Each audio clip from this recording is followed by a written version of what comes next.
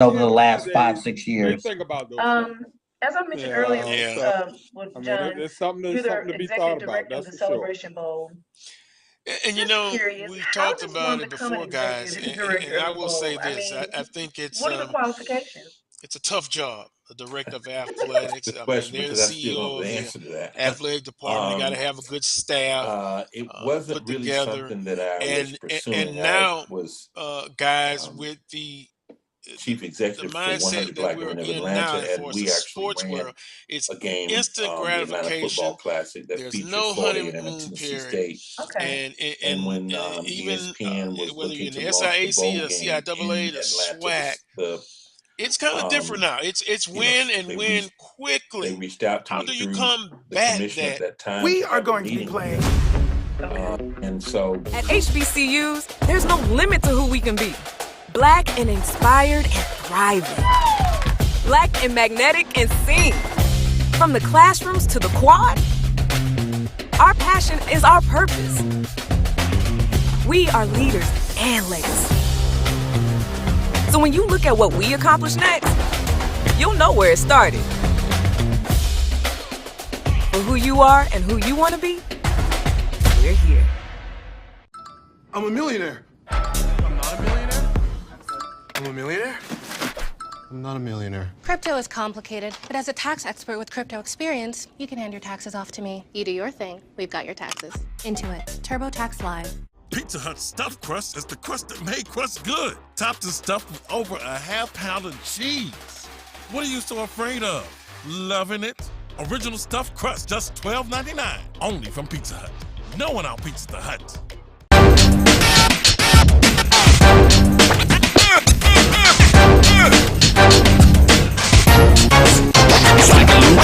Likely to. Here with the insanely talented cast of 80 for Brady. Most likely, in any case, it would be Rita. Initially was a little hesitant To do most just simply anything. because I was Taking this what I was one, doing. he's cute. But Who is really most big likely to and sneak I into saw a this football really as a game? great Well, you can start opportunity by letting us to through. build Sally, something institutional for historically Black college universities. no. Who's most likely to break character during filming? Work at putting Rita, how do I do that? Oh, come on. I didn't know it was going to come out. Who's most likely to dance like no one is watching? Sally. Lily runs a close second. You were so funny in that dance season. Oh my God. You really had me wetting my knickers. Rita, don't bring up your knickers again in this conversation.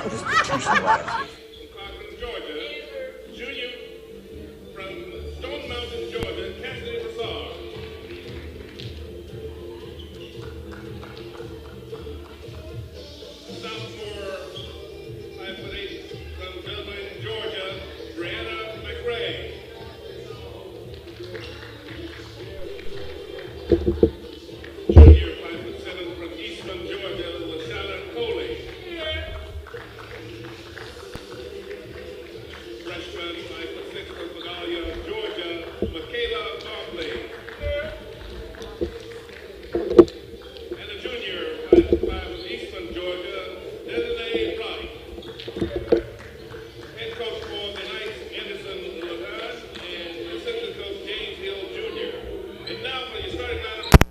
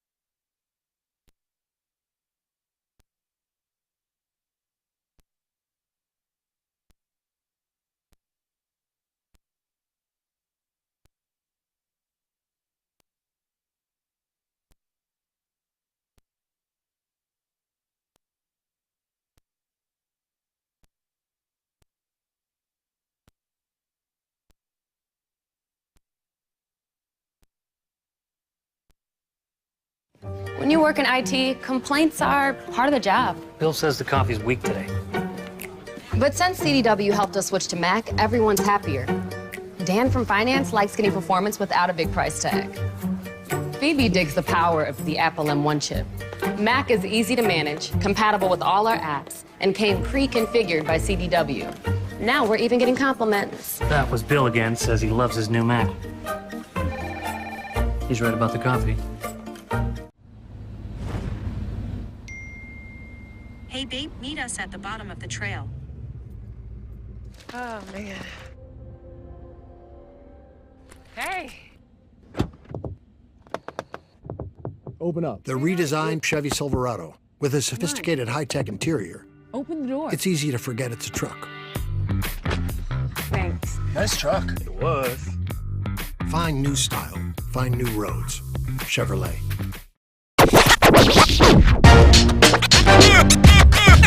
It's like a loot machine.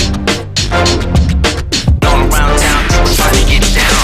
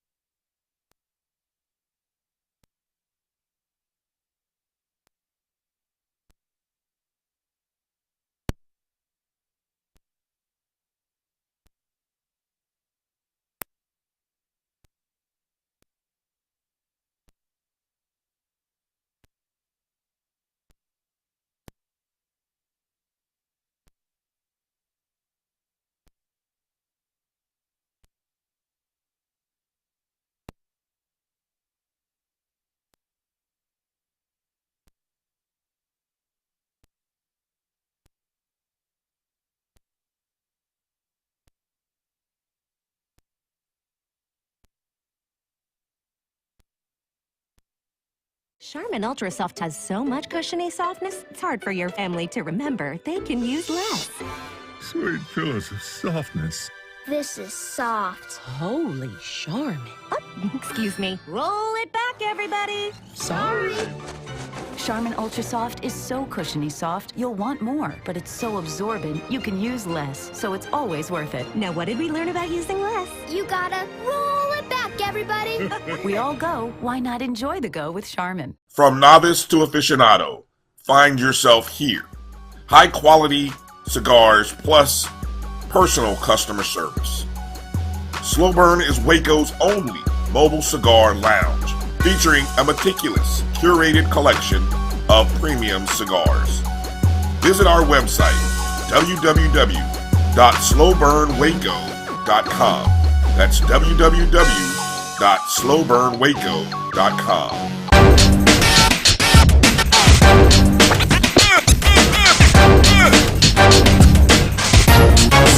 It's like a loop machine.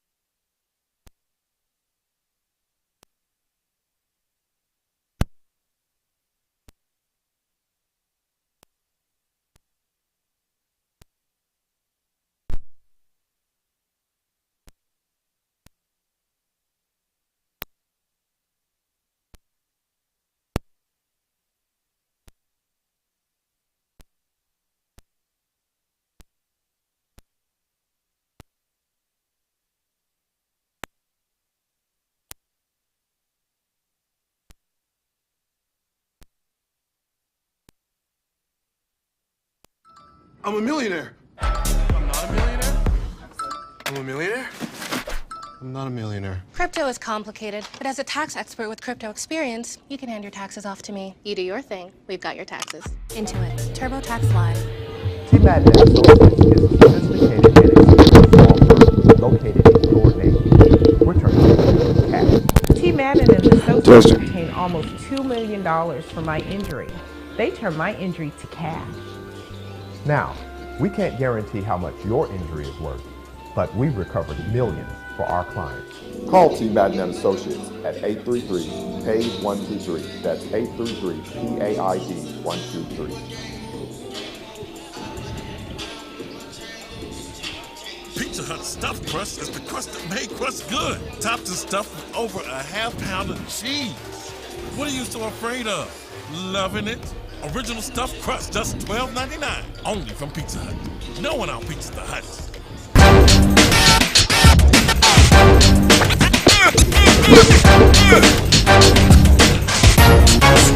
It's like a loop machine. We'd like to welcome you back to Birthright Alumni Hall here in Tuscaloosa, home of Stillman College basketball. Will be your play caller. I am Jalen Prince. Today's matchup again is against Middle Georgia Knights out of Concord, Georgia, against your hometowns Stillman Tigers here in Tuscaloosa. As you can see, the Tigers ended the first quarter leading 18-16. In the first quarter, the Tigers were led by Amaria Strong with 4 points. For the Knights, they were led by Destiny Wright with 7 and 2 fouls. Currently in the lineup for the Tigers, you have Moody, King, Warner, Strong, and Pearson. For the Knights, you have Broussard, McCray, Coley, Mobley, and Wright. Scratch that. Amani Wimbich-Gay just checked into the game. Tigers starting off with the ball, kicking off to a Strong. Strong drives to the rim. It is no good. Looks to be a tie-up between Strong and that will be number 5 for Middle Georgia. That would be that would be the sophomore out of Atlanta. That would be Ashley McCray.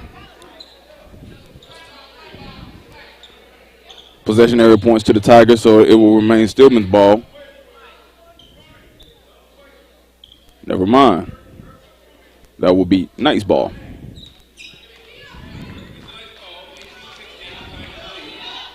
The junior out of Stone Mountain, Georgia, Cassidy Broussard, she's taking the ball down the lane. Getting motion in for the Knights. Kicked off to McCray. McCray gives it back to McKee. With 14 seconds left, just starting the second quarter. Back to Broussard. Broussard pump fake. She's getting guarded by Wimbich-Gay. Ties to the lane. Pump fakes. Shot is off. Rebound by Strong. And the Tigers are off and running. Strong trying to keep it to Parsons, but the pass is overhauled. That is a turnover on the Tigers, and it is going back to Middle Georgia.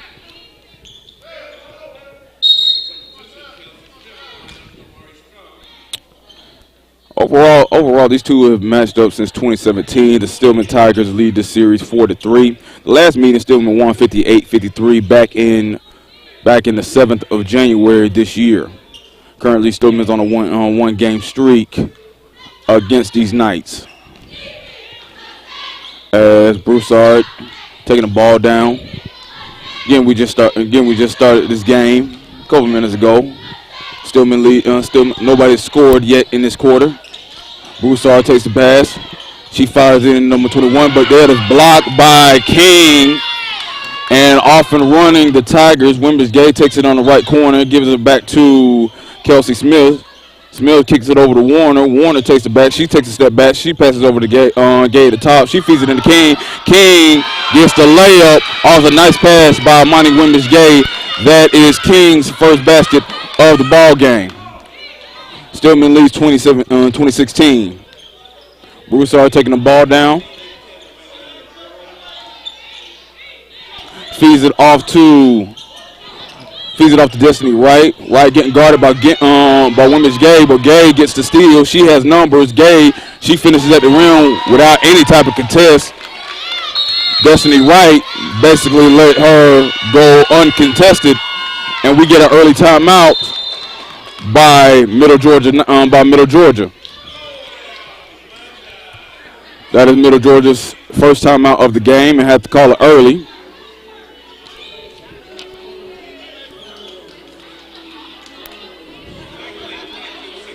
And we'll take an early timeout.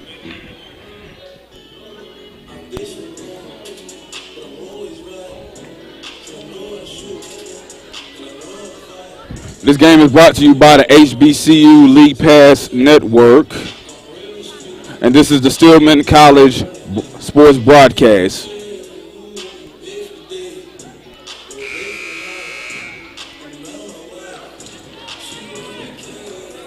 Early momentum by the Tigers.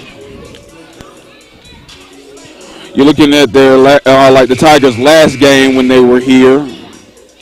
They faced off against Bruton Parker College, which was one spectacular game for another. Lost it by 2 points against the Barons of Bruton Parker. They traveled over to Mobile last Tuesday. They were defeated by the Rams, 49-40. Hopefully, they're looking to end a 6-game losing streak as number 14 that just checked in for the Knights, Jada Fitzgerald, she knocks down the shot, cutting the lead back to 4. Smith passes it over to Warner. Warner gets the drive. You have 19 seconds left on the play clock for the Tigers. Wimbish Gaze over in the left corner. She's trying to get something going. She gets into the lane. Her shot is off. It is rebounded by Jamisha King. King is fouled off the offensive rebound. That will be on number 3 of the Knights. That is Broussard. That is Broussard's third foul of the game, and she's getting checked out for number 12, Michaela Mobley. So Broussard has to go out with three fouls. She has 5 points on the game. Kelsey Smith checks it in. She finds Warner. Warner pump fakes. Tigers are going against the zone by the Knights. Parsons kicks it over Smith. Smith knocks down the right corner 3. Tigers lead by 7 with 7 minutes into the first half. Knights try to get something going. Number 10 for the Knights. That is LaShawna Coley. She gets called with the travel, and that is a turnover for the Knights. Women's Gay takes the ball over, going against the zone defense. Parson kicks it over to Warner. You left Warner wide open. She didn't make you pay, but 9 times out of 10, she does make you pay. Rebound is to the Knights, but Destiny Wright's shot is blocked by Parsons. Pearson's my fault. Pearson standing at 5'11". She got those long arms, so she's gonna be able to defend the rim, standing at 5'11". Foul was called by Jamisha King. That is Jamisha's third, so she got to come out. Entering the game for the Tigers is Kiasia McKinney, the junior out of Childersburg, Alabama. So at the line for the Knights, that is LaShawna Coley, junior out of Eastman, Georgia, standing at 5'7". She knocks down the first shot. Going for the second one.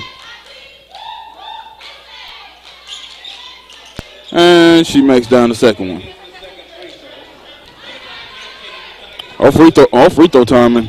It's a lot like Giannis Antetokounmpo. She takes her time when she's at the line. Stillman's ball with less than 6:30 left.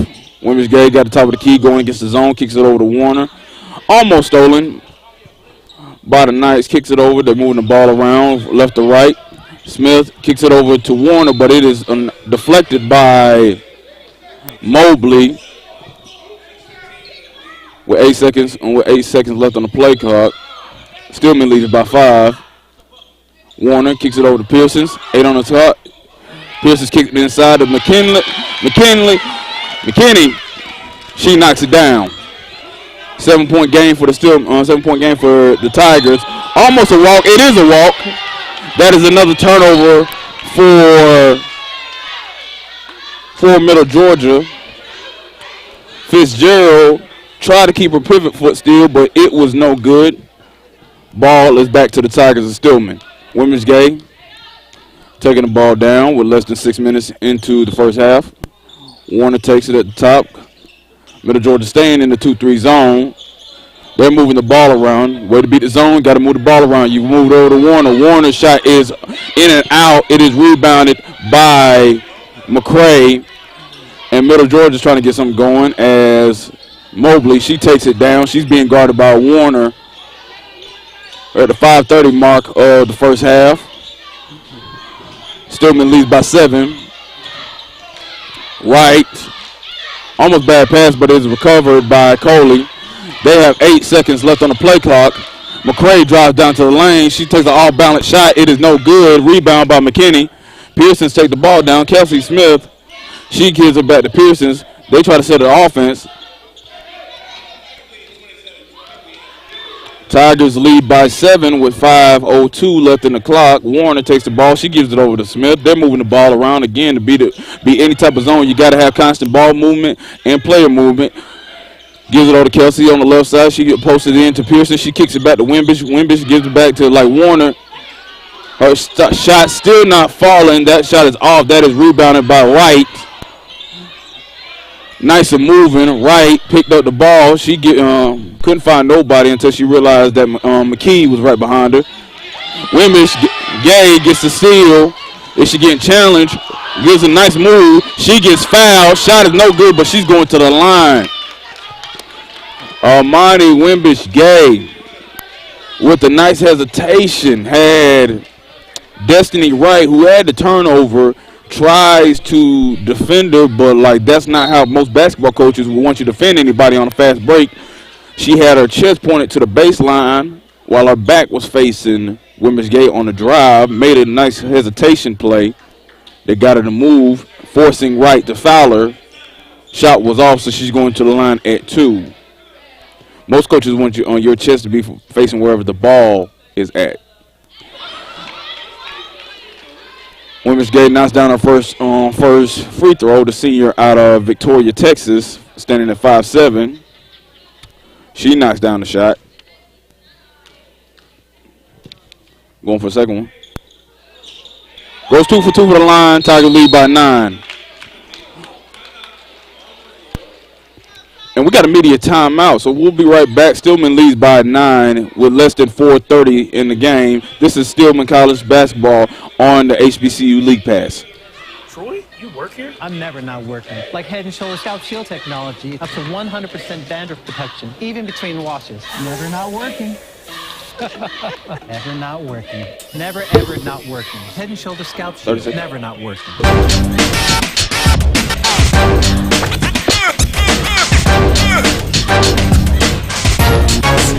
It's like a loop machine.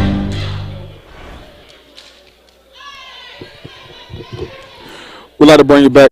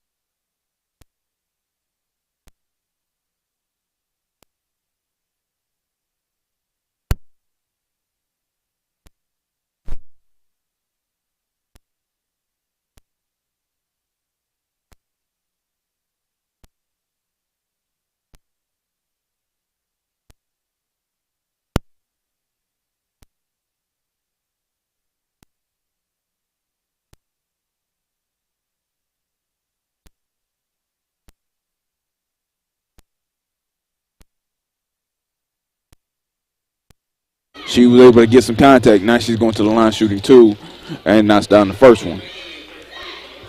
So early foul trouble in this game right now. The Tigers of Stillman, they have 2 players with 3 early fouls.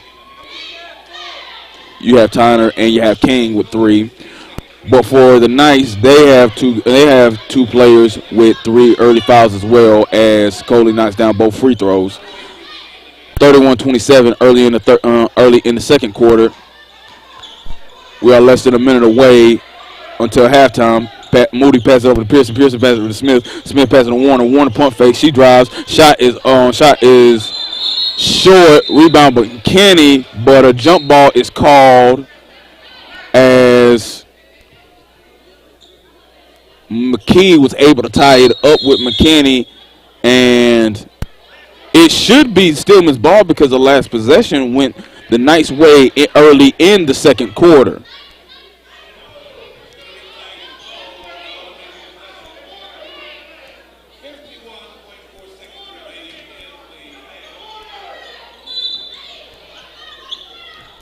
Right now, Knights head coach Anderson Lagon is trying to plead that it was still the ball. Moody pump fake. Shot is no good. Tipped off by Smith. Smith gets the offensive rebound. She tries to kick it at Pearson. Pearson was able to save it. Her shot bounces out. It is Middle Georgia basketball. Stillman has gone cold the last few minutes of the game. Stillman has not scored since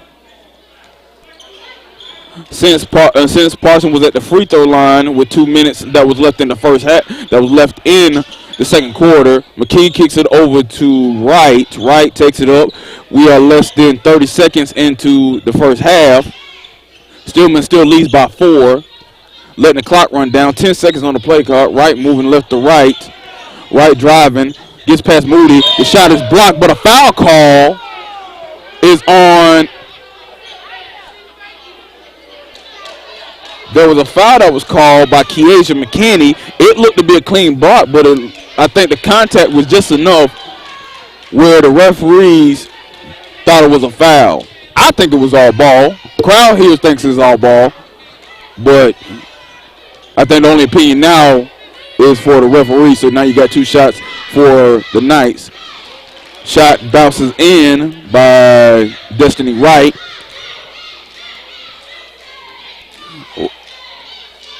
Wright, the junior out of Eastman, rehabilitation science major.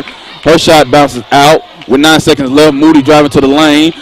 Stops Voss, passes it over to Pearson. Pearson shoots the 3. It bounces out. 3 seconds left in the game, and it looks like the Knights are going to take this into the halftime. They do. Stillman goes cold. Last bucket made was in the 2 minutes. They have gone 2 minutes without scoring. That'll send us to halftime. But Stillman leads 31-28 in the first half. It is 31-28. Stillman against Middle Georgia Knights, and we are at halftime. This is Stillman College basketball on the HBCU League Pass. Let's move on to number 2. Howard Bison. Yeah, those Howard Bison basketball. They're one of the hottest teams out there also. 5 wins, sitting there, straight wins if you would. 12 and 10, 4-1. Had a major upset at Local State last week, and they continue to roll. 3 first place votes, 98. They move up 4 spots to number 5 in terms of what's going on this past weekend. So I wanted to make sure you understood that in terms of what took place there. In terms of some of these key matchups. When you look at Morgan State, they lost to Howard. That is sitting at number 2. I want to make sure people realize that. 88-56. Now Morgan State did bounce back and defeat Norfolk State in one way. They pretty much dropped Norfolk State outside of the polls, just to give you some indication there. But guess who's number 1? Maryland Eastern Shore. What in the? Who?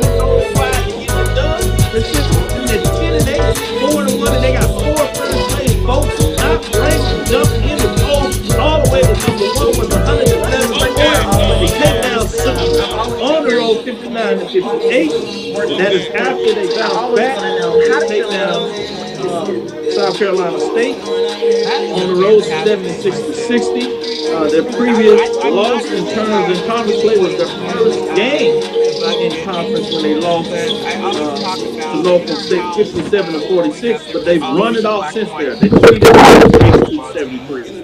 Delaware State 68-66. Maryland, South Carolina State 76-70, and just defeated North Carolina 59-58, as I said. 4-1 in conference play. That's the new number one. Take it and leave it. I'm going with you, AD. I told you that's something fine. I want to see what you think about this. Going to be starting as a freshman and doing those other Get your calculator out. I'm almost speechless. Almost speechless. First of all, ironically, one of those you did that something for so long. I got you. Man, that was a very breaking call. That was a 9-month breaking call. Was that freshman year? And with no series on there. First of all, damn you, Alcorn State. And great run that you have had in this class. But were it not for Alcorn State, Dr. Seville, do you realize this would have been the first time all season that you would have had every team in your poll not upside down?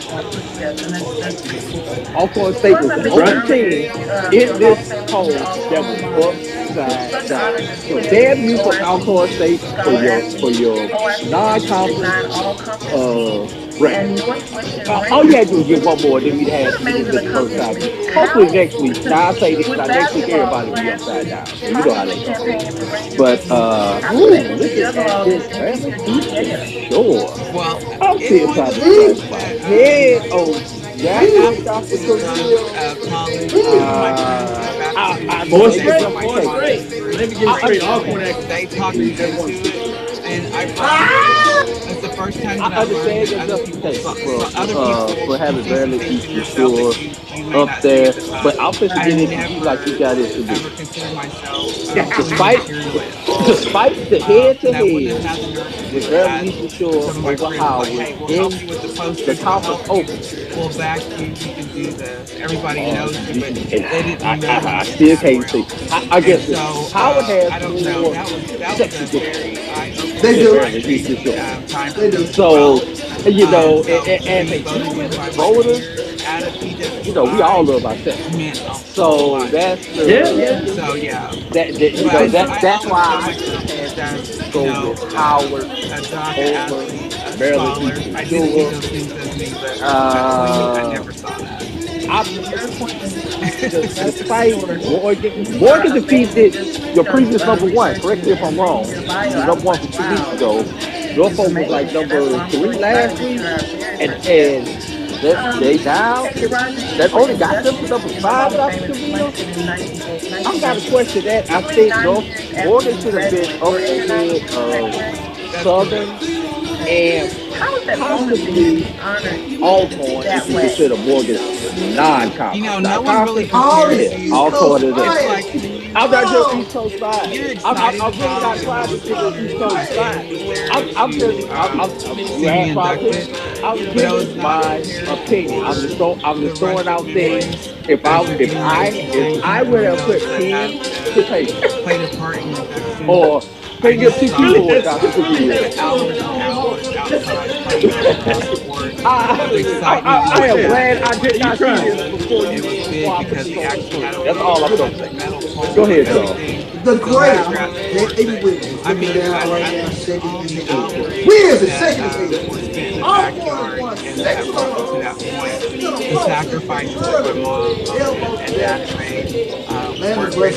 Dolly Brook is somewhere shooting 3 right now. And I'm telling you, all 4 states.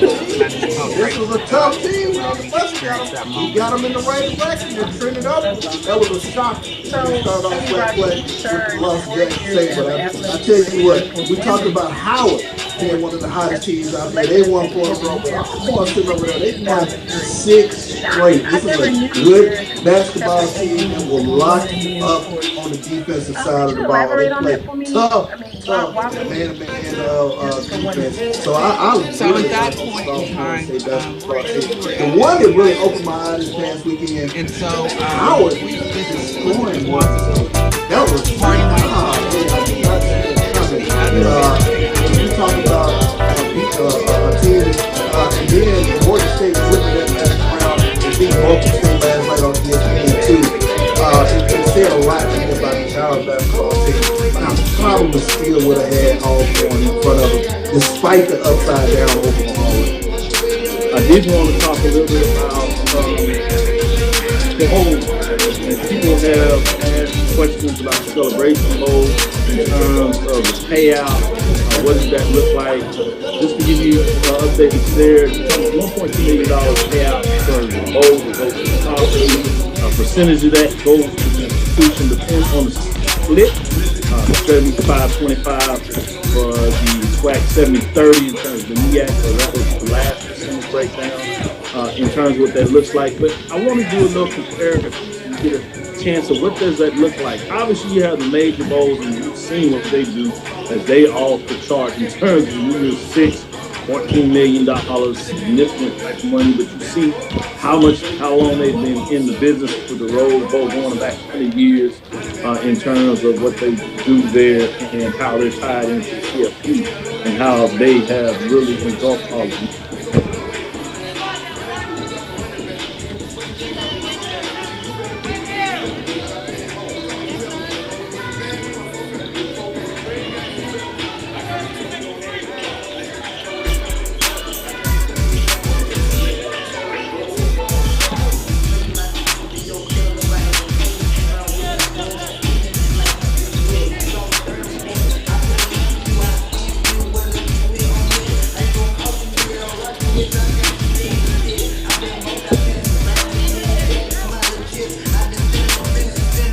I did want to talk a little bit about the whole, and people have asked questions about the Celebration Bowl in terms of the payout. What does that look like? Just to give you updates there, you're talking about $1.2 million payout in terms of the bowls that goes to the conference. A percentage of that goes to the institution, depending on the split. 75-25 for the SWAC, 70-30 in terms of the MEAC. So that was the last percentage breakdown in terms of what that looks like. But I want to do a little comparison so you get a chance of what does that look like. Obviously, you have the major bowls, and you've seen what they do as they off the chart in terms of New 6, $14 million, significant type of money. But you see how long they've been in the business for the Rose Bowl, going back 20 years in terms of what they do there and how they're tied into the CFP and how they have really engulfed all the money. But if you look at some of the other bowls out there, there was an article that talked about the Lane Bowl, really focusing on New Mexico State, which it was encouraging fans to purchase tickets. And it wasn't so much about purchasing tickets. Obviously, you want to support your team. But a lot of it was maybe at the distance that a lot of fans wouldn't necessarily travel for a 6-6 Aggies team that was playing a 6-6 Bowling Green Falcons team, if you would, coming out of the MAC all the way in Detroit. So they were asking fans to support the team that did make a bowl and purchase tickets so they could donate them to Detroit area youth. That's a great thing for the youth to get a chance to get out and see some college football. But I wanted to get into some of the money when you talk about this particular matchup. When you see what was going on here, 3 things to know about the Bowling Green as they enter into at that time the Quick Lane Bowl, which was this past week if you would, a week ago, I should say. The university closed travel cost them $400,000 to travel to Detroit. When you talk about the Celebration Bowl, one thing unique you heard last year, they got the deal with double extra 2 teams in there to Atlanta, and that was at no cost to the team. So you didn't have to worry about that type of cost where you see it doing $400K for Detroit. And so some interesting things there when you think about it. But this is really interesting when you talk about the payouts. So a lot of folks talk about $1 million, $2, $3 million payouts for these bowls. one thing people don't realize, a lot of times these bowls put a bigger number in there, but they'll charge you as you see for your travel, your hotel stay, food and things of that nature while you're in there. They'll also charge you for the band in terms of the band and the food you bring in there. They'll charge you a ticket price for the band members in the stand. And so the payout for Quick Lane Bowl was 150K. Yeah, let me say that again.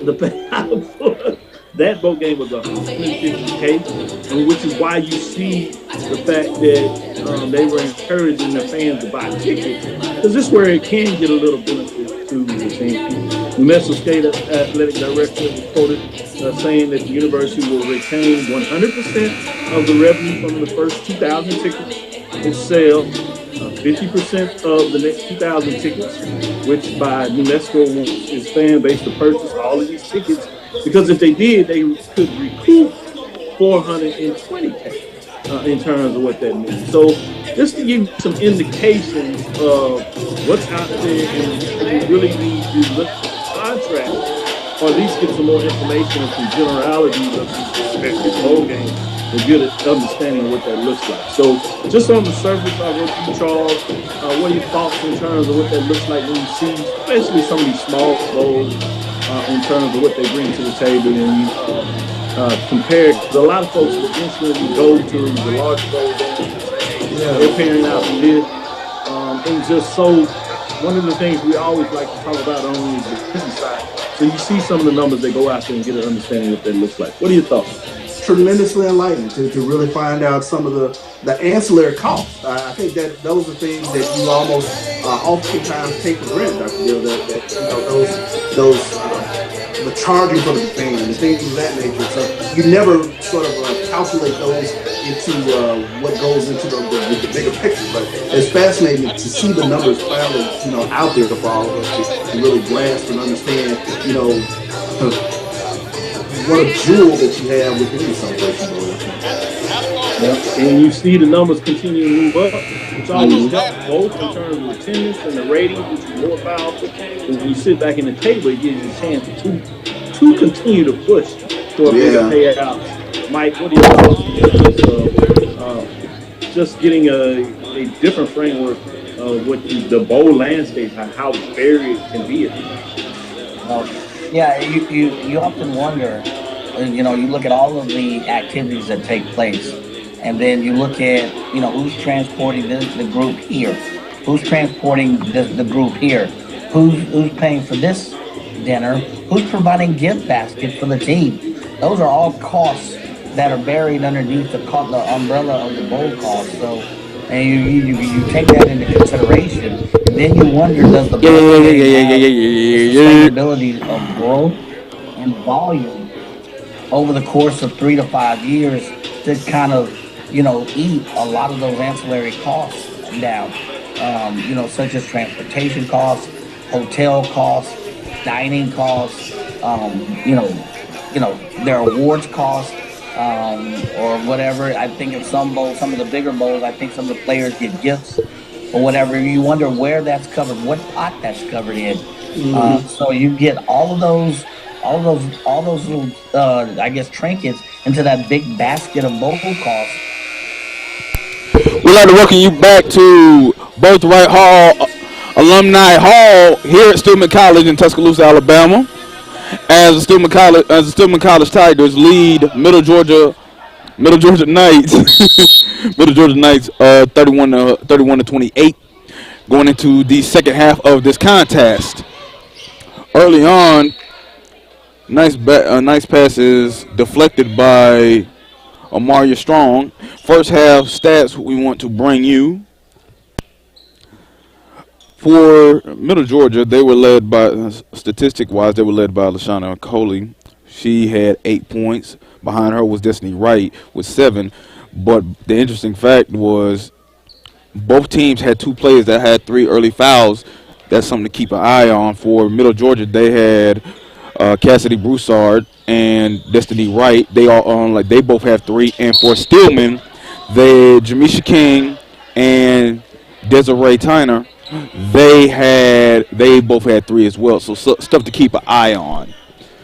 But for Middle Georgia, they finished the first half of the game shooting 27% from the field, 25% from the 3-point range, and they were 78% at the free throw line. For Stillman, they had Amani Wimbish-Gay led the team in scoring in the first half. She had 9. Behind her was Kelsey Smith. She had 6. And then you had Amaria Strong and Jamisha King both had 4. Rebounding numbers for both teams. Stillman leads at 24-19. Leading rebounder for the Knights was Destiny Wright with 5. For the Tigers, that would be Kiesha McKinney with 5 as well.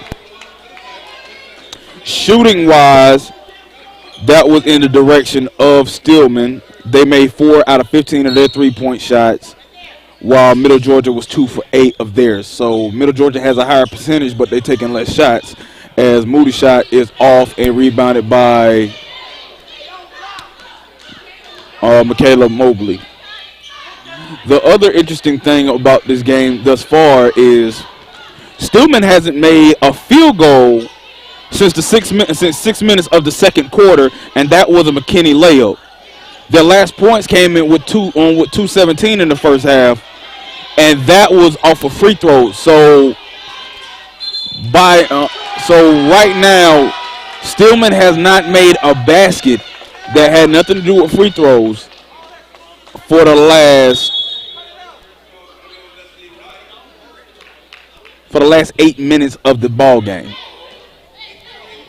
So Stillman has the lead, and they've been getting some good shots, mainly at the rim and 3-point range, but nothing has fallen field goal wise.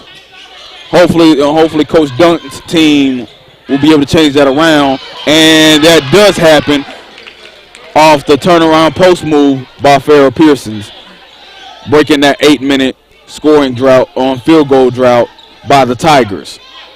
Tigers lead by 5. Pearsons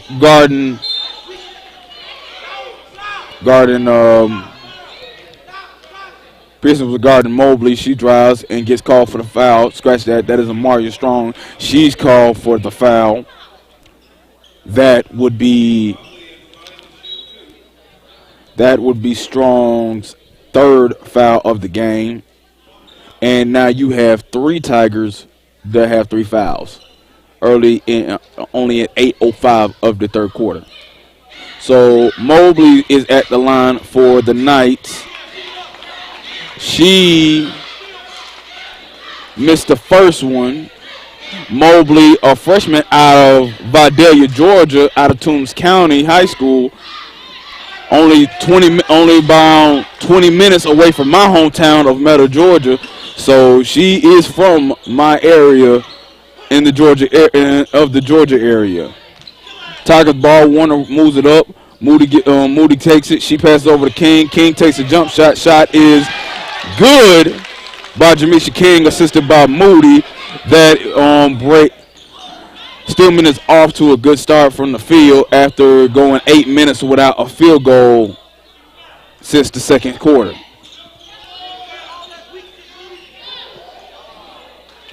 Wide open lane for number 10, Coley. She gets the basket, and Middle Georgia's finally on the board as well in the second half. King gives it back to Smith. Smith had a good first half. Warner drives the lane. She leads the team in scoring. Her shot is air. Rebounded by King. She's the leading rebounder, and she puts it back in. King getting off to a hot start. She's playing with 3 fouls, but she's still playing hard regardless of the situation. Moody almost gets the steal. Gives it over to Broussard. She got 3 fouls in the game as well. Passes it over to Coley. Coley back to Broussard. Passes, goes to inside. That shot is blocked by King. No foul this time. And gives it over to Moody, and the Tigers are running early momentum. Moody, she got space. She's getting left alone. She doesn't take the 3. Gives it over to Warner. Warner gives it to Smith, and she knocks down the 3 on the left corner. It is a 10-point game. Biggest lead early on in this game thus far. Stillman off to a hot start. Remind you, their first field goal went back into the 6 minutes. Another turnover by the Tigers. Warner driving all the way. She's going down. She is blocked. That shot is blocked by Mobley, but the ball staying with Stillman at the recovery from Smith. So they're setting up offense right now. Good defense on both sides. Warner pump fakes, gets closed out. Then she takes it. Her shot is air. She's 0 for 5 on the game. And Middle Georgia's trying to find some offense, but they're also trying to calm down as well. Warner, who's the leading scorer for the Tigers, averaging around 12 points a game, also one of the best shooters on the team. She is 0 for 5 in the ball game thus far. Good defense by Moody. Passed over from Warner back to Warner, and that shot is good. Warner gets on, and a timeout by Coach Lagon as he realized that this game is going to get away. He's going to try to settle his team down, and we're going to take a break as well as that timeout leads us into a media. This is Stillman College. The Tigers leading 42-30 against Middle Georgia. We'll be right back on the HBCU League Pass. At HBCUs, there's no limit to who we can be. Black and inspired and thriving. Black and magnetic and sing. From the classrooms to the quad, our passion is our purpose. We are leaders and legacy. So when you look at what we accomplish next, you'll know where it started. For who you are and who you want to be, we're here. I'm a millionaire. I'm not a millionaire. I'm a millionaire. I'm not a millionaire. Crypto is complicated, but as a tax expert with crypto experience, you can hand your taxes off to me. You do your thing, we've got your taxes. Intuit, TurboTax Live. Pizza Hut's stuffed crust is the crust that made crust good. Topped and stuffed with over a half pound of cheese. What are you so afraid of? Loving it? Original stuffed crust, just $12.99. Only from Pizza Hut. No one out-pizzas the Hut.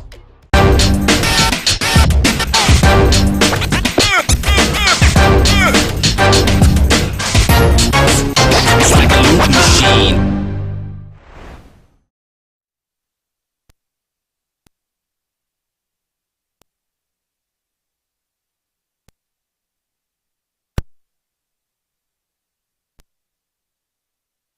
They have knocked down. They've knocked down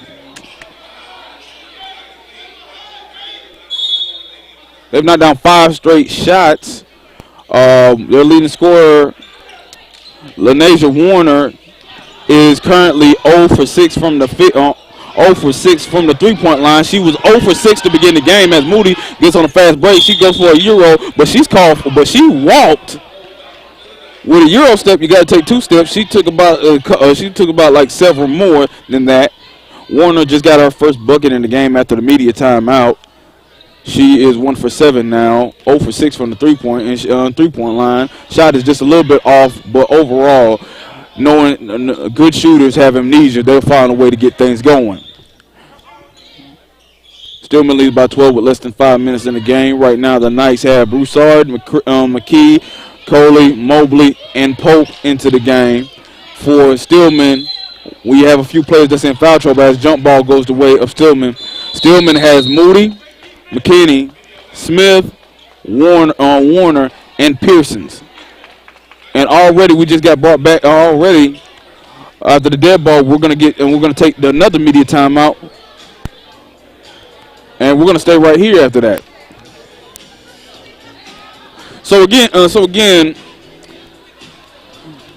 story already in this game and series. Stillman looks to sweep the season series against Middle Georgia today at Alumni Hall, as the Tigers seek to do so in a 2-game game season series for the first time since joining the SSAC, ahead of the 2018-19 academic year. Since joining the SSAC, Stillman sits at an even 3-3 record against the Knights, having won their inaugural meeting as conference opponents on the road by 20 points in January of 2019.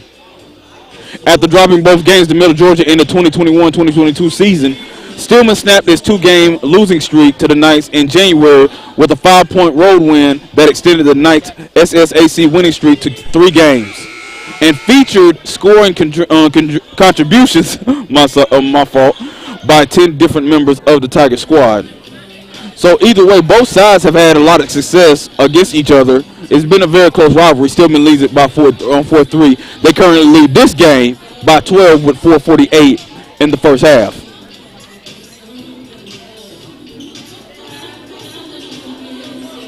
Currently for the Tigers with 12 conference games in the book, Amari Strong and Lanasia Warner lead the Tigers in scoring. Strong is averaging 11.3, while Warner averages 10.3 as Pearson knocks down another shot inside the paint. She's taking control over it. Seems like the Knights don't have nobody to be able to guard that much strength and size inside the post.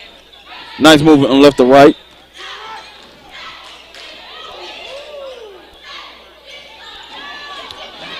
As Jada Fitzgerald checks in for the Knights, almost turns over. Shot is missed by Broussard. Rebound is by Warner. Warner's trying to push the pace. She gets brought back, and the Tigers are on half court. Kelsey Smith, she keeps it over to Warner. Pass is almost turned over. It is turned over. Polk is able to get the steal off the deflection by Fitzgerald. Broussard's trying to push it. She gives it over to Coley, but she lost it. That pass is stolen by Pearson. So Pearson's working on both ends, on offense and defense. Pearson knocked down her last 2 shots. Middle Georgia staying in the zone. Can't figure out what zone it is. Can't tell whether it's a 2-3 or 3-2. Either way, it's a zone. Warner pulls for the 3. That shot goes in and out. She's 0 for 7 currently in the 3-point line. Shots will not go in for Warner right now, but she's going to keep shooting. Pearson, she gets double teamed, and she gets called for the walk. So Warner kicks it inside to Pearson. Pearson tries to take a dribble. She picks it up, but slips and fall. I'm thinking that it was going to be like a jump ball or maybe an early contact foul, but the referee said that a lot of movement was made after the dribble where it generated a walk. Moody checks out. Amani Wimbish-Gay, who led the team in scoring in the first half with 9, she checks in. Pearson takes a breather and insert Corey Middleton. So you have Middleton, Wimbish-Gay, Smith, Warner, and McKinney for the Tigers. For Middle Georgia, you have Broussard, McCray, McKee, Fitzgerald, and Pope. Stillman leads by 14 with less than 3 minutes into the game. Pass inside to Pope. Pope goes up. She gets the shot. Could have been a foul call, but it was left alone, so they're just gonna have to settle for 2 with less than 2:50 in the first in the third quarter. McKinney takes it over the corner. She gives it back to Smith. Smith gives it over to Wimbish-Gay. Led the team in scoring in the first half with 9. Gives it over to Warner. Warner's 0 for 7 from the 3-point line. She's looking to get that one going. Smith takes it, gives it back to Wimbish-Gay. 10 seconds left. Gay takes a shot. That shot only hits the left part of the rim, left part of the backboard, but not rim. Gets the ball back. Kelsey. Tigers are losing control of the ball. Ball is being controlled. Broussard bounced on it. A jump ball is called with 2:19 left on the clock, and that possession error is going in the way of Middle Georgia. So nobody had control of the ball. Everybody seemed to touch it, but nobody had control of it until it was called a jump ball. Stillman staying in press is going to be the Knights' ball. They're struggling to inbound it, able to inbound it. So Broussard's taking it over to the other side. Stillman and man-to-man or woman-to-woman, whichever you prefer. We're reaching the 2-minute mark in the third quarter. Force passes inside. Fitzgerald takes it. She knocks down the mid-range jumper right at the free throw line to give her 5 points in the game.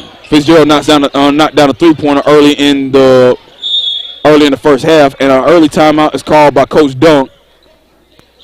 It'll be a 30-second call. We'll stay on the line with you as well.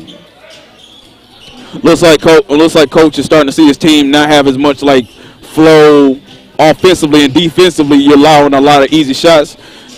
The biggest lead of the game was 14. Middle Georgia just cut it down to just 10. Coach Dunk trying to settle his team down to try to reestablish and refocus his team.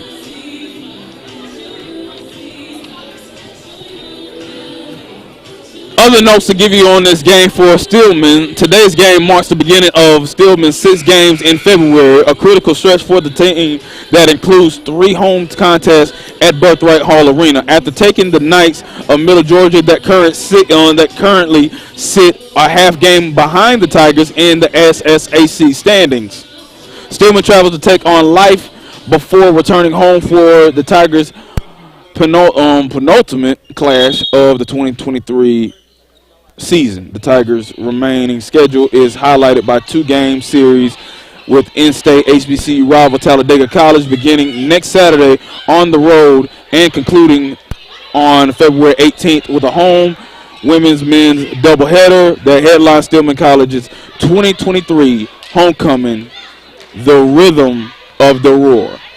That is the thing for homecoming next week. I know a lot of Stillman students, athletes, staff are looking excited for that as Amani gets the steal. She kicks it over to Warner. Warner gets the nice fast break layup, and the lead is up 12. Great defense to offense. Tremendous ball movement. Broussard is going to the rim. She finishes it, and the foul. That foul is on Kelsey Smith. She got a little bit too physical as Broussard was driving.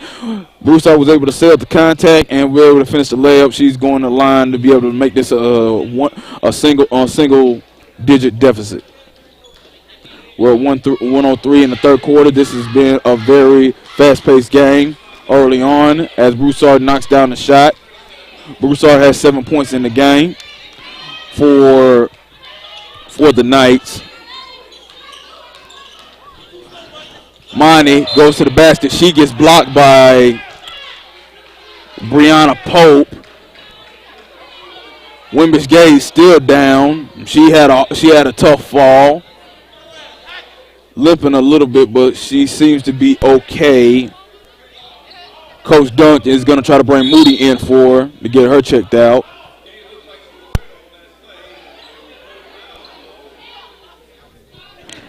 So the Knights are starting to get a little bit of momentum and starting to get a few stops.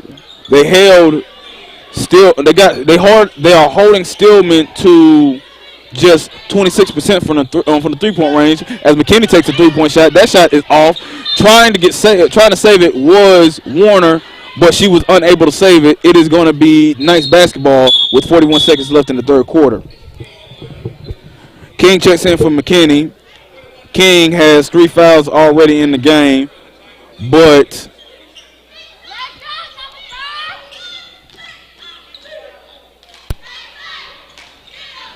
King is also the leading rebounder for the Tigers, and King has 8 points in the game. Less than 30 seconds left in the third quarter. Broussard trying to find a way to drive. Moody's not letting her by. Kicks it over Fitzgerald. Fitzgerald passes it inside the Pope. She's being guarded by Militant. Pope kicks it over to Smith. Smith gets the steal. 15 seconds left. Smith has numbers. She going to the lane. She gets fouled by Broussard, and it's starting to get a little bit chippy in this game already with Broussard and King. But a technical foul is already being called. Broussard didn't like getting pushed by Jamisha King. And tempers are running high early on in this game.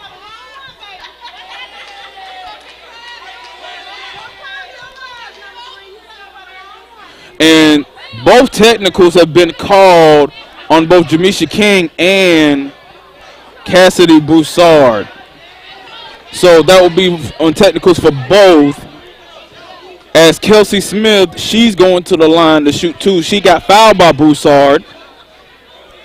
And will seem to be a little bit of pushing and shoving that led to a small altercation by King and Broussard that led to the double technicals, and it didn't even hesitate for the referee to go ahead and call them. But you have Kelsey Smith to the line. She's about to shoot 2. And misses the first one. 10 seconds left. Tigers lead by 9. Kelsey Smith, she has 9 points in the game. Has a chance to be the first person on the Tigers to get in double figures. Smith has 9. King has 8. Smith knocks down that one. Back to a 10-point game. 10 seconds left in the clock for the Knights, but that pass is stolen. Moody gives it to King. King, shot is no good. Rebound by Warner. Shot is no good, but she is fouled by Jada Fitzgerald. That is Fitzgerald's first foul of the game, but right now there seems to be a clock issue with both the referees and the officials table. They're trying to figure the timeout because by the time they inbounded the ball, the clock did not start until after maybe 3 to 4 dribbles into 10 seconds that was left in the third quarter. So Warner got the offensive rebound after a missed shot by King, and she got fouled by Fitzgerald. Warner's going to the line. Warner not having a great shooting day. She only has 4 points in the game. She's the second leading scorer, averaging 10 on the season. She's 0 for 7 from the three-point line, but has a chance to get 6 right now with these 2 free throws. They're trying to fix the clock issue. Looks like they're back to a good communication now. Fitzgerald's coming out. Entering the game is number 12 for Middle Georgia is Michaela Mobley. She checks back in. Mobley only has a point in the game. Warner in the line shooting 2 with 0.5 left in the third quarter. Knocks down the first one. Pushing the lead to 11.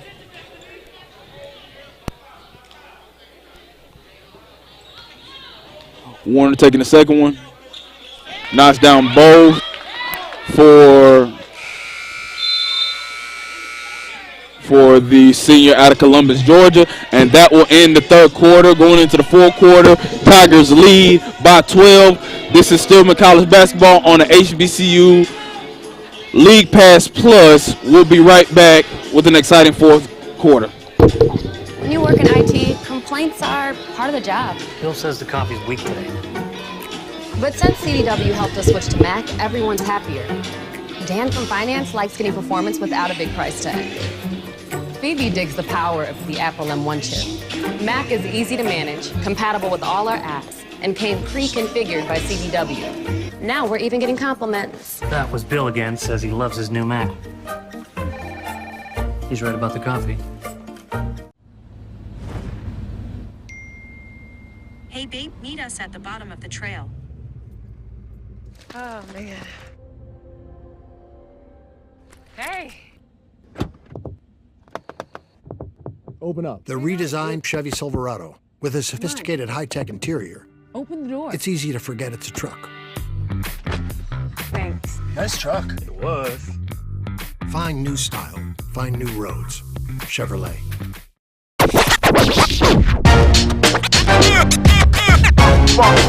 It's like a loot machine. All around town, people trying to get down.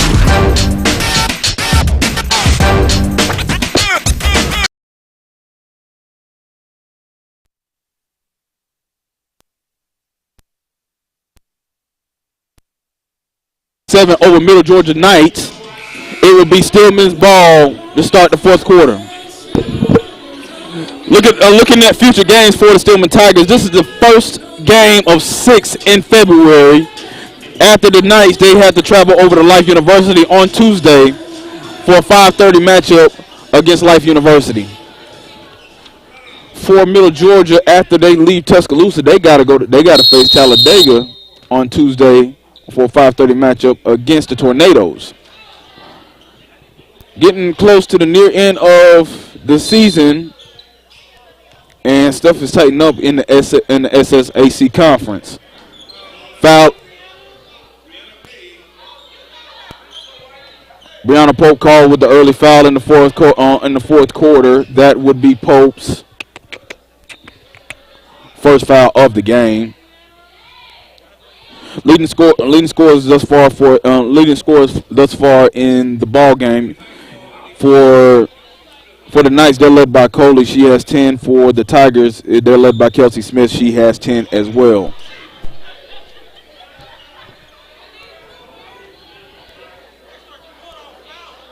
It looks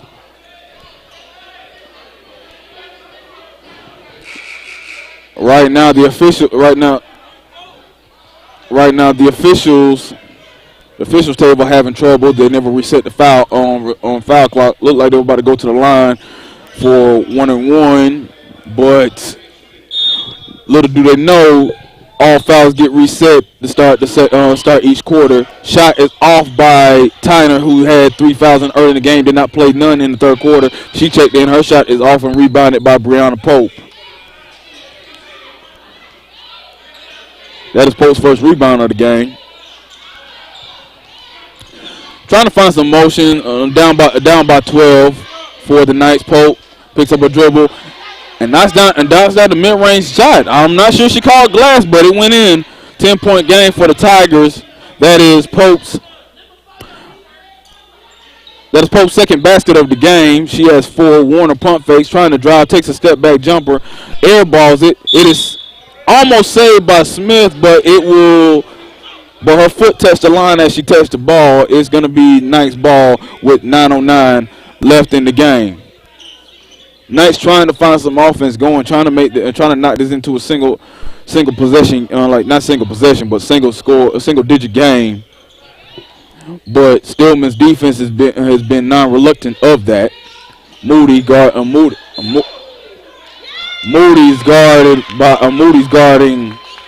Mobley. Mobley gets called for a charge, and was to get that charge, but Miss Farrah Pearson's. Mobley, that is her second foul of the game. Lagon brings in Fitzgerald and Coley. Coley leads the Knights in scoring with 10. Moody takes the ball down. For the Tigers, you have Moody, Pearson, Strong, Tyner, and Smith, who leads the team in scoring right now with 10. For the Knights, you have Pope, McKee, Mobley, Wright, and Fitzgerald. As Fitzgerald get the rebound, but she picked up a pivot foot. Looked like she got pushed, but but it's not called a push. It's going to get called a walk. Fitzgerald got the rebound, but turned the ball over. Turnover-wise, the Knights got 20 turnovers in the game. Stillman got 13, so 33 turnovers in the game. There's been a whole lot of giving and donations on both sides. Strong takes it inside. She gets it stolen by Fitzgerald, but a foul is called on Desiree Tyner. That is her 4th in the ball game. Goes dunk and hands over his head right now, trying to figure out how to handle Desiree Tyner's playing time, knowing that she's in foul trouble. With less than 8:30 in the game, Tigers still up by 10 as Wright takes the ball down, being guarded by Kelsey Smith. And the Tigers, they're gonna move down to a zone defense. Wright kicks it over to Mobley. She gets fouled by Strong. Looks like it'll be a blocking foul. Got physical on there. Strong has, that is Strong's 4th. Remind you of Maria Strong. She leads the team in scoring with 11.3. Fitzgerald picks up the ball as she got it inbounded. That pass is almost stolen, but a jump ball is going to get called. It is going to stay in the direction of the Knights. Less than 8. Stillman make it very tough, make it very tough for the Knights to inbound the ball, let alone just getting a shot up. 13 seconds left on the play clock for the Knights. They're looking to inbound it. Mobley's inbounding it, gives it over to Fitzgerald. She's being guarded by Pearson. She tries to go up, but a foul call is on. If that's on Tyner, that's her 5th. It is, and she is out of this game. That is her 5th foul of the game. As Keisha McKinney, she checks in. Desiree Tyner finishes the game with no points, 5 fouls, 1 rebound. As Fitzgerald goes to the line, her shot is no good. It bounces out. Remains a double-digit ball game. Looks like Lanasia Warner is trying to check in. She will after the next jump shot. And Fitzgerald missed both free throws. Rebound by Pearsons. That is her sixth rebound of the game. She leads the team. She is second on the team in rebounding right now. McKinney got 7. That's leading the game. Moody gives it over. She tries to pass it inside to Pearson. Pearson tries to keep it to McKinney. McKinney goes to the rim. That ball goes in and out. Rebounded by Destiny Wright. Nice and moving, trying to get something going as they're running out of time with just less than 7:30 in the game. Pope kicks it over to Fitzgerald. Fitzgerald takes a mid-range shot. That ball hits the left corner of the backboard, not the rim, but the backboard. It is rebounded by McKinney. That is McKinney's 8th rebound of the game. Gives it over to Moody, and Moody looks to kill some clock to secure the win and to try to secure the victory for Stillman. McKinney takes the ball, gives it over to Smith. Smith tries to take the 3, and she hits it. There's nothing but 9 line for Kelsey Smith. She has 13 on the ball game. Leads the Tigers in scoring right now. She has 13. That is the first 3-pointer in nearly 10 plus minutes of this game for the Stillman Tigers. They haven't hit one since 8 minutes of the second quarter of this ball game. So Kelsey Smith knocks that one down. She was able to hit it off the nice pass to Kiesha McKinney. And now Stillman leads by 13 with 6:43 left in the game. Wright trying to find offense. You got 10 seconds on the play clock. Mobley looking to either shoot or drive it. She got 5. Mobley going to the line. But she's called for an offensive foul. Warner takes the charge. Scratch that. Warner gets hit by Mobley. Mobley extended her elbow for excessive contact, and another turnover for the Knights. That is Middle Georgia's 22nd turnover in the game. If you got 20-something fouls, then you're doing something wrong. Pearsons take the ball at the top of the key, gives it over to Smith. Strong. Back to Strong after McKinney fumbled the ball. Warner takes the top. 10 seconds left in the play clock. Warner pump face, gives it over to Smith. She leads the team in scoring. She just knocked down a 3. Gives it over to Strong. Strong pump face. 2 seconds left. Got to take the shot. Shot is nothing. That is a shot clock violation. That is the 14th turnover for Stillman. Good defense by Middle Georgia. But they're still running out of time, and they're down by 13 with 6 minutes left in the game. Knights currently got Wright, McKee, Pope, Coley in the game. Ball is deflected. Shot is no good. Rebound by Strong. Stillman is moving. Strong trying to find something. She kicks it over to Smith. She leads the team in scoring. Smith's driving, going for the layup, and she gets it. 15 points for Kelsey Smith. She's having herself a game. The Wright's trying to push the ball. Knight's trying to find something going. Wright falls on it. Timeout is called by Middle Georgia. It will stay with the Knights.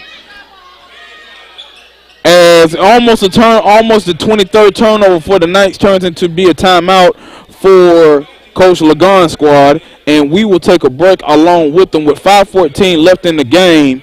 Stillman leads by 15. This is Stillman College basketball on the HBCU League Pass Plus. We'll be right back. Charmin Ultra Soft has so much cushioning softness, it's hard for your family to remember. They can use less. Sweet pillows of softness. This is soft. Holy Charmin. Oh, excuse me. Roll it back, everybody. Sorry. Charmin Ultra Soft is so cushiony soft, you'll want more. But it's so absorbent, you can use less. So it's always worth it. Now, what did we learn about using less? You gotta roll it back, everybody. We all go. Why not enjoy the go with Charmin? From novice to aficionado, find yourself here. High quality cigars plus personal customer service. Slow Burn is Waco's only mobile cigar lounge, featuring a meticulous, curated collection of premium cigars. Visit our website, www.slowburn.com, www.slowburnwaco.com. That's www.slowburnwaco.com.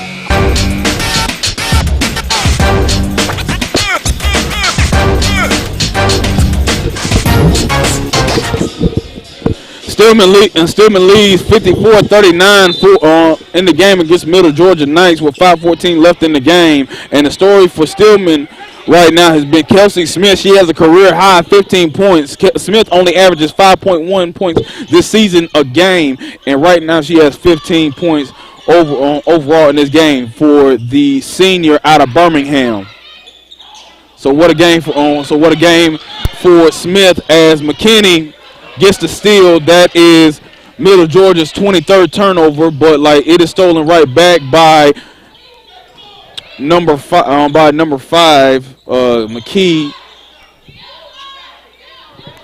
gets the steal, and with less than 4:30 left in the ball game, trying to get something going for Middle Georgia, but they have gone cold. Another missed shot, this time by Mobley.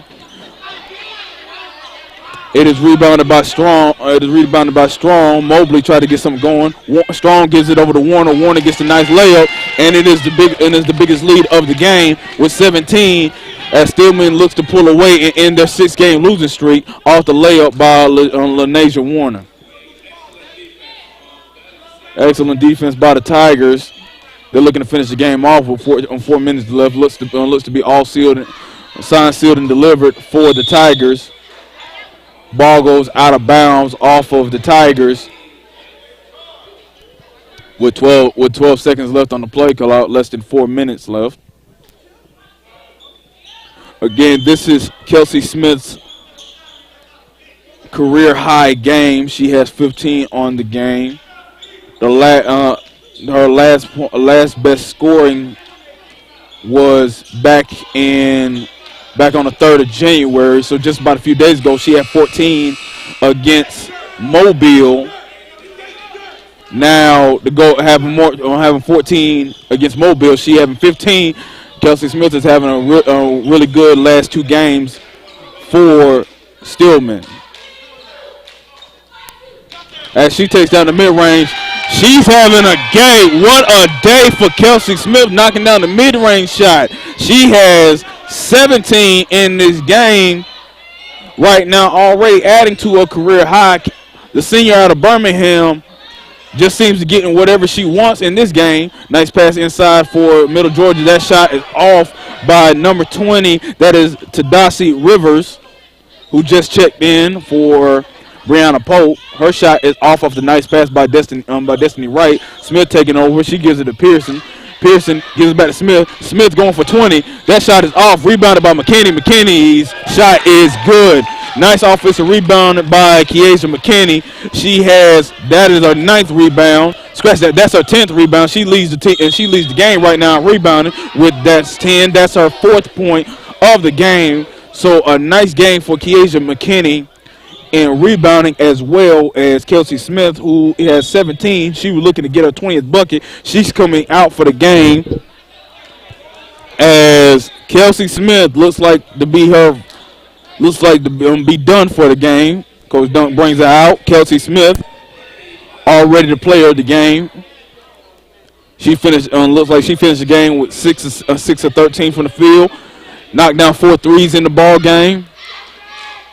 Finishes off with 17 points, a career high for her, for the senior out of Birmingham. Destiny Wright at the line, knocks down the first one. Wright got 7 points in the game already. Knocks down 2. 19-point game for the Tigers with less than 2:30 arriving in the game. We'd like to remind you our men's doubleheader starting 20 minutes after the game. Middleton going to the basket. Her shot is off. She gets the offensive rebound. She is fouled by number 10. That is Lashana Coley. That is Coley's second foul in the game. Fitzgerald checks in for McCray.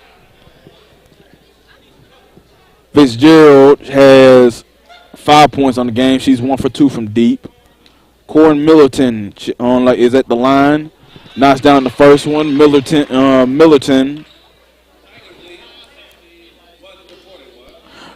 the senior out of Dayton, Ohio, transferred out of Sinclair Community College, knocks down both of them, pushing this lead back to back in the 20s, leading by 21, which is the biggest lead of the game. With 2:14 left in the fourth quarter, Stillman leads by 21, looking to pull away and end a 6-game losing streak. Wright takes a three. That shot is off, rebounded by Strong. Strong looks to push it. Now she's slowing it down, killing more clock as we reach 2 minutes into the game. And Stillman is going to end a 6-game losing streak and lead the series between Middle Georgia 5-3 overall. Corin gets the ball, gets the inside, turns around, gets the first field goal of the game. With less than 2 minutes, Corin Middleton knocks down her shot. That is Middleton's first field goal of the game. Scratch that. That is her second field goal of the game. She has 7. Not a bad day.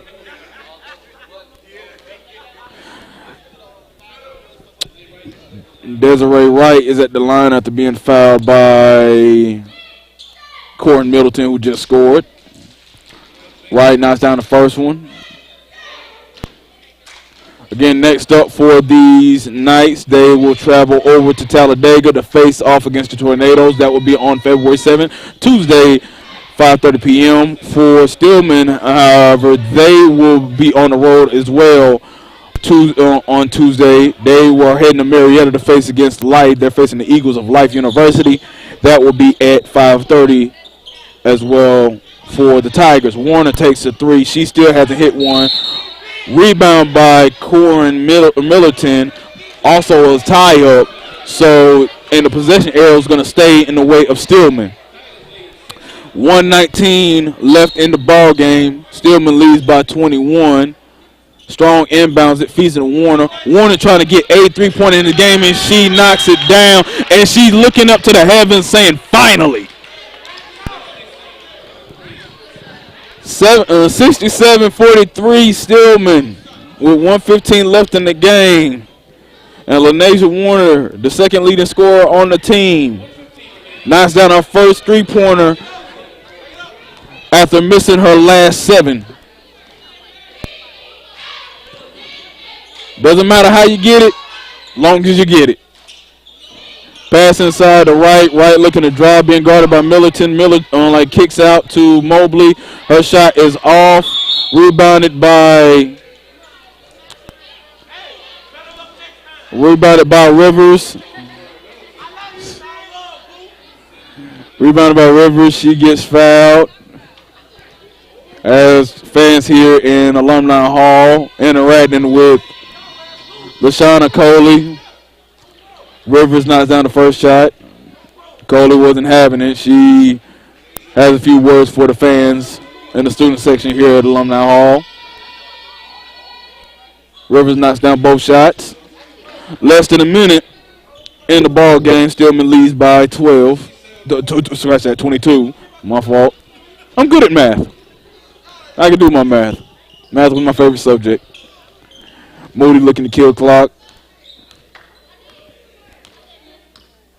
Stillman looks to end their 6-game losing streak. After tough losses the last few games, they're looking to end it. Coach Dunks is excited about. Don't let his face fool you. He's happy about getting the win. Going six games without a dub, it is hard. It gets very frustrating. So very relaxed as he shakes the hand with his coaching staff, with Coach Ingram.